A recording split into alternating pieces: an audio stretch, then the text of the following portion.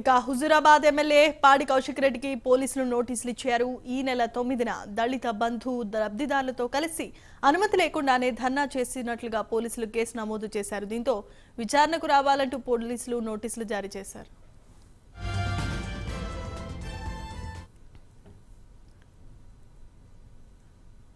హైదరాబాద్ నిలోఫర్ ఆసుపత్రిలో పసికందు kidnap case సుఖాంతమైంది.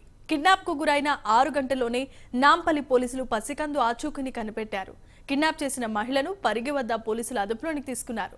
అనంతరం పసికందును తల్లికి అప్పగించారు. కిడ్నాప్ చేసిన మహిళతో పాటు మరో 2 కూడా అదుపులోనికి తీసుకున్నారు.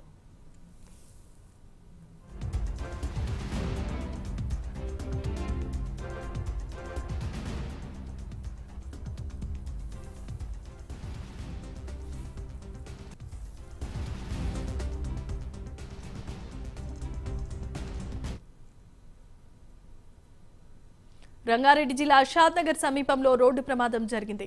రాయ్కల్ టోల్ ప్లాజా వద్ద బస్సు రివర్స్ చేస్తుండగా వేగంగా వచ్చి లారీ ఢీ కొట్టింది. ఈ ప్రమాదంలో డ్రైవర్, కండక్టర్తో పాటు 10 మందికి గాయాలయ్యారు.